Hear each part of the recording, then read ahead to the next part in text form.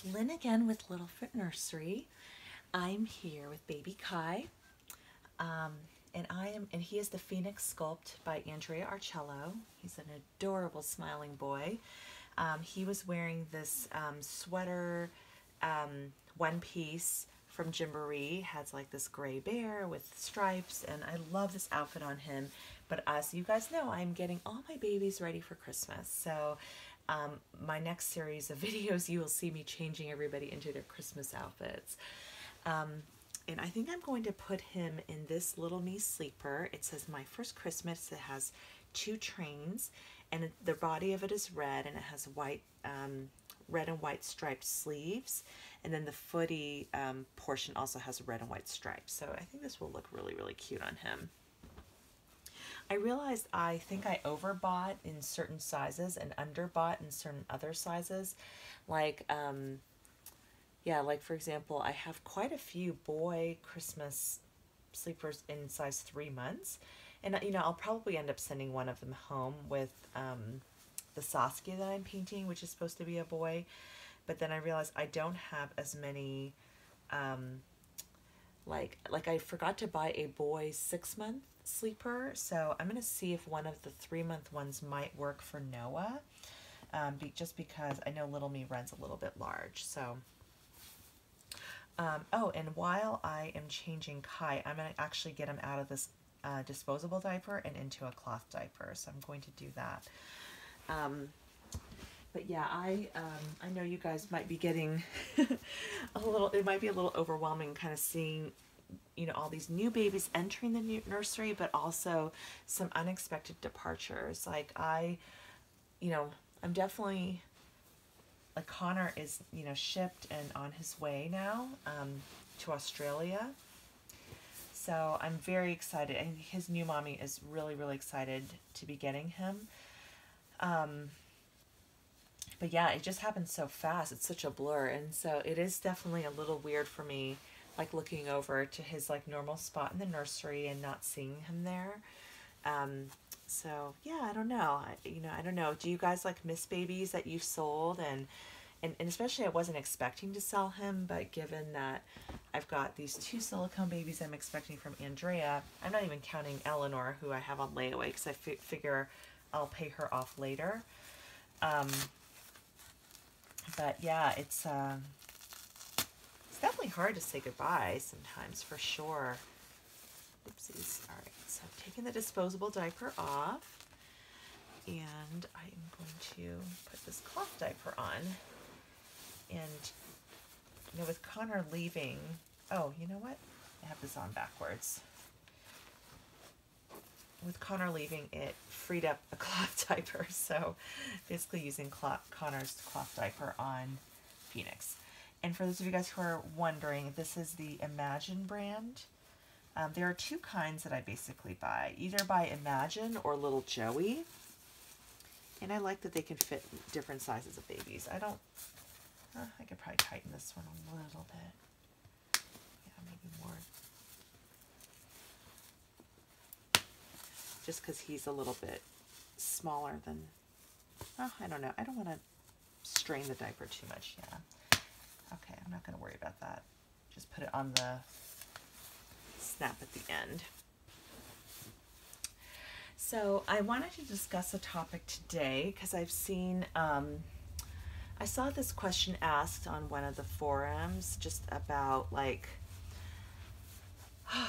you know, how to, you know, there's a baby that had been listed for sale and hadn't sold yet, and she's wondering, you know, the artist was wondering, you know, am I doing something wrong? You know, have I priced the baby appropriately?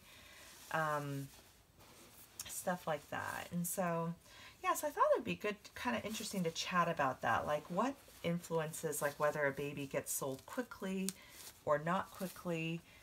Is it the time of year? Is it, you know, what is it that impacts the baby, like a baby that you're trying to sell, and the ability to sell that baby quickly? I think it's a lot of things. I think, so this is just my opinion, but I'd love to hear you guys' thoughts as well. But first of all, you have to look at the price. I feel like there is a buyer for any baby, even like a baby that you might consider to be, maybe it's a boo-boo baby or some one of, oh, look at Kai, you guys. This is baggy. This actually feels big to me. But let me see. I think it'll work. Yeah, I think this works though. Yeah, I don't want it to be too tight either. Oh, he looks cute. Let's try his hat on him. But anyway, I do think the first thing might be price. Like, I think we all have to try to be objective about our own work in terms of, oh, this is really, really cute. Even though his hair is so beautiful, I just love this little Christmas hat on this guy. You guys see him? Let me just make sure. Yeah, it looks like you guys can see him pretty well. So let me just sort of have him looking at you all. He's adorable. So yes, I think price is definitely one big factor. You know, are you know, basically based on the skill level of the baby and the quality of the baby, are you charging an appropriate price for that baby? I don't think, I think sometimes it helps, you know, if you're an experienced artist and you've been reborning for years, I think that can play some influence for sure. As well as, you know, if you've sold a lot of babies, let's say this is a baby that's listed on eBay, and if you've sold a lot of babies on eBay and you have a lot of really good feedback, I think that definitely can influence it as well. But if you're a relatively new artist and your babies are high quality and they are really, really well done, you likely can sell for a higher price. But yeah, I think that the price is definitely one piece of it. And I think some people will try to charge a higher price even if they're new, just because they feel like, wow, I put so many hours of work into the baby. And it's not to say that the baby isn't worth the price based on the time you put into it, but at the end of the day, it's a you know, buyers have a lot of babies to choose from, so it really needs to be priced competitively based on the quality and the skill level. So that would be kind of number one. Number two, you know, are you advertising in multiple places? So are you only listing on eBay, for example? And eBay is tough because there are so many of those Chinese manufactured dolls on there that, you know, they'll list them as a reborn, but they're not really a reborn. They're just a kind of a cheaper manufactured doll that they're putting on there.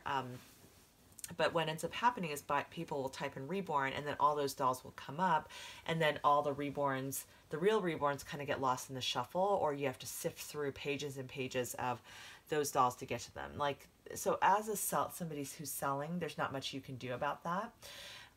You know, you should try other forums of selling your babies, like sell through the Bountiful Baby Forum or Dollfan, maybe Etsy. Try the different Facebook groups as well. And I'll have to do a separate video about, you know, just how to try to avoid getting scammed and just best practices for buying and selling, you know, as somebody who's buying as well as someone who's selling. But yeah, those would just be just making sure that, you know, you're reaching a wide enough audience with your baby that you're selling. I feel like for me, that's where having a YouTube channel has been super beneficial because, you know, I have, you know, all of you guys who are subscribed to my channel, if I show one of my babies, quite a few of you are seeing that baby, you know, kind of automatically because you're following my channel. So I haven't even had time to paint just a baby from my kit stash to put up for sale. I've been just working on custom orders pretty much nonstop. So I've had people message me saying, hey, do you have any babies available right now? And, you know, basically, you know, I don't, but, you know, my response is always, hey, you know, I'm happy to take a custom order. I do accept custom orders. And so anyway, yeah, so I think for me, having a YouTube channel is super helpful when selling babies. There was a baby, Gemma, if you guys remember. Gemma was the first baby I was trying to sell. I had listed her on my Facebook, and then I had a buyer who was interested in her, but we went back and forth for months, and she never followed through with a transaction.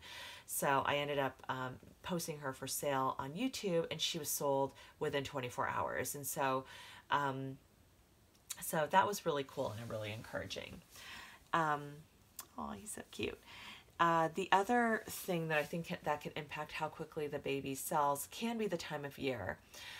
This is generally like one of the best times of year to sell a baby because it's Christmas time and everybody's kind of on the lookout for holiday gifts. However, I will say, or they're in the mood to treat themselves and say, it's so fun to anticipate and have a baby come home for Christmas. I don't know, there's just something special about that.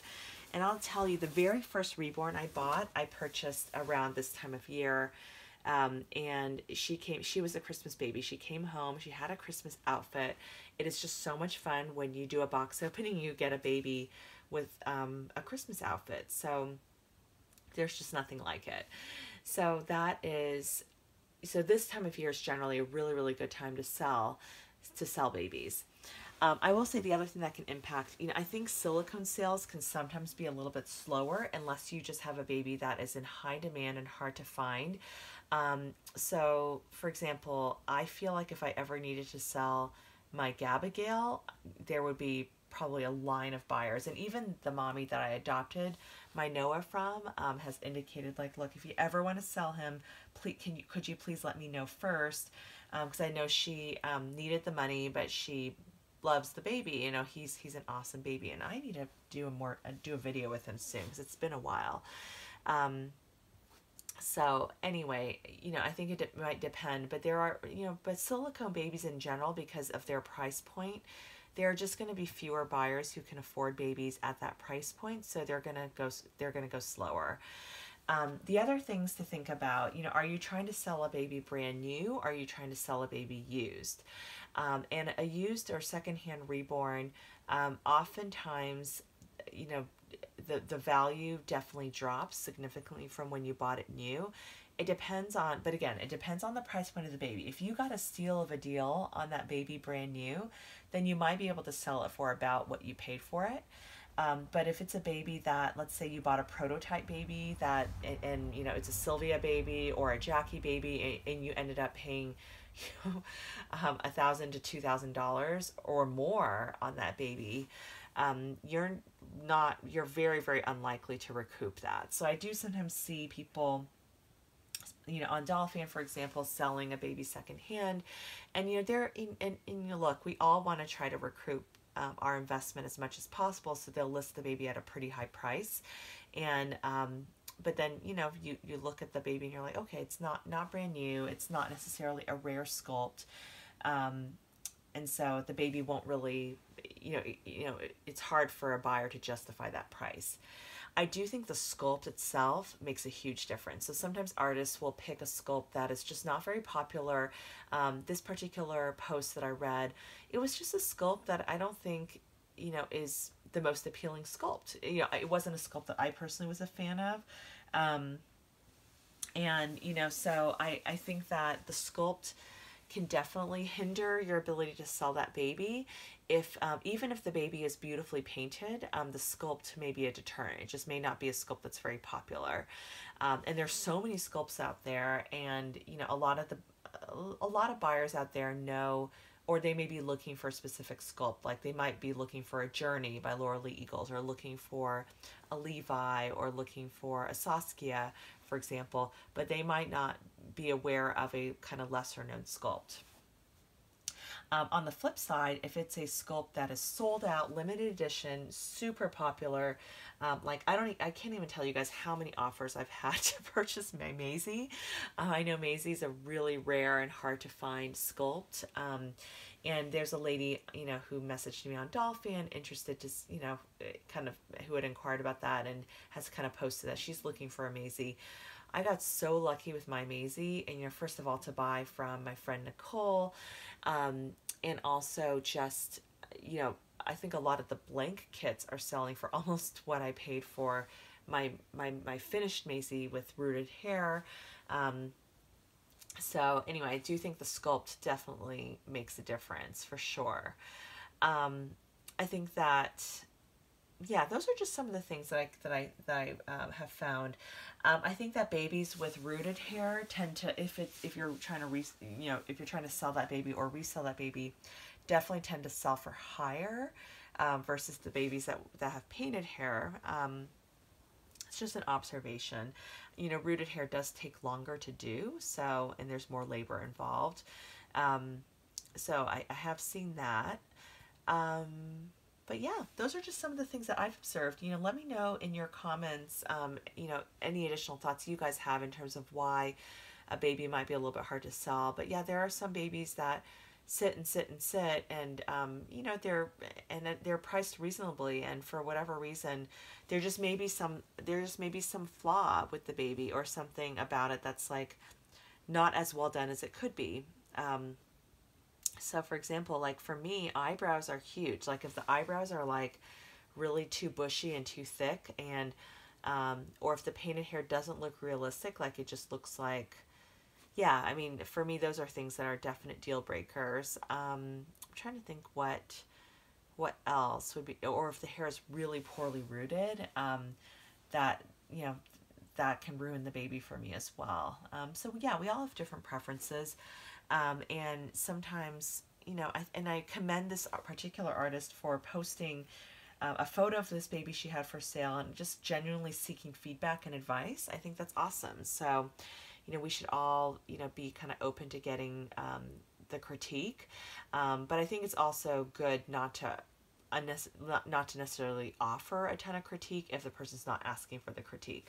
But I think most artists are open to getting better, and you know, wanting to know, you know, ways that they can improve too. So as long as it's done in a constructive and nice way. All right, guys, that's all I have to say about this topic. Thank you so much for watching, and, you know, yeah, baby Kai's looking super cute in this outfit. I love this on him.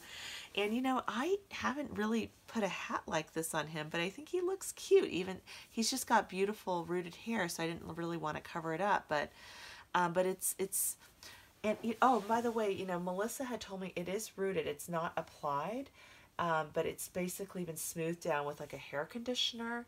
But yeah, so if I were to kind of rough it up, it does kind of come up and fluff up a little bit.